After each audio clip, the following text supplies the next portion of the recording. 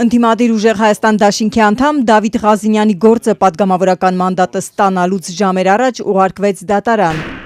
Ինչու գործը քննչականից դատարան հասավ հենց այսօր, երբ Ղազինյանն արդեն լինելու էր պատգամավորի կարգավիճակում։ Նրա փաստաբան Արամ Վարդևանյանի պնդմամբ կայծակնային ավարտը միտումնավոր է, որ ընդդիմադիր ուժի պատգամավորին շարունակեն բանտում պահել։ Քննչական մարմինը, դատախազությունը քաջատեղյակ լինելով, որ այսօր Դավիթ Ղազինյանը ձեռք է բերելու ազգային ժողովի պատգամավորի կարգավիճակը,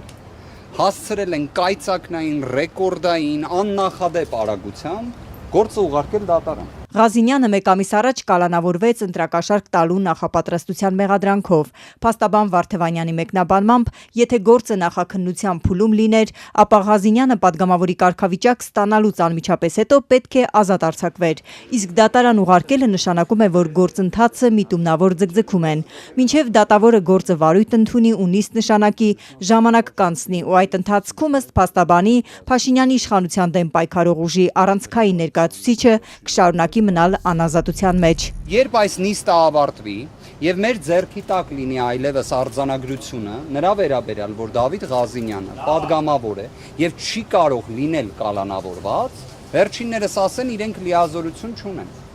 Այսինքն գործը արդեն դատարանում է եւ դատախազը չունի լիազորություն վերացնելու կալանք։ Սա իսկապես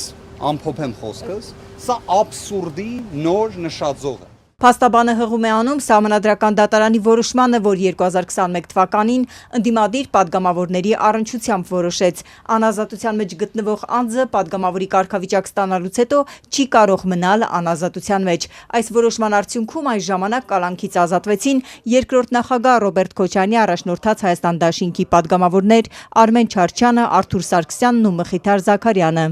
Քաղբանտարկյալ հանդիսացող մեր գործընկերը Դավիթ Ղազինյանը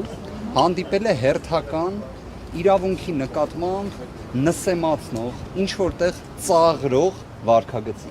Դավիթ Ղազինյանի դեմ քրեական հետապնդում հարուցվեց խորհրդարանական ընտրություններից մեկ օր առաջ։ Հունիսի 18-ին էլ նրան կալանավորեցին։ Մեղադրանքը չի ընդունում։ Որևէ գումար որևէ մեկին չեմ տվել, չկա այստեղ իրավական ոչ մի բան։ Ըստ Հակակոռուպցիոն կոմիտեի քրեական վարույթով պարզվել է, որ Դավիթ Ղազինյանը այլ անձանց հետ նախնական համաձայնությամբ նախապատրաստել է ընտրակաշարք տալ ընտրողներին հունիսի 7-ին Սամվել Կարապետյանի առաջնորդած դաշինքի օգտին քվեարկելու պայմանով։ Այդ նպատակով ըստ կոմիտեի Ղազինյանն իր թիմակցին փոխանցել է 1.400.000 դրամ եւ Հակակոռուպցիոնի հաղորդմամբ գումարը բաշխելու ու ընտրողներին փոխանցելու շուրջ տարաձայնությունների պատճառով ենթադրյալ ընտրակաշարք բաժանելու գործը ավարտին չի հասել։ Քաղաքացիական պայմանագիրը ստացել է 100%-ով օրգանիկ քվե։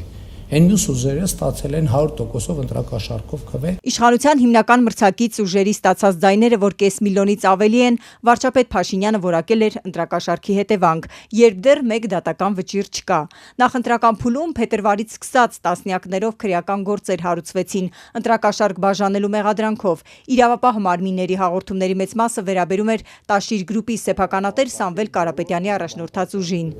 Այս մարդկանց մեղքը ընդամենը 0 է։ Իրենք հորինեցին այդ ընտրակաշարքների թեման,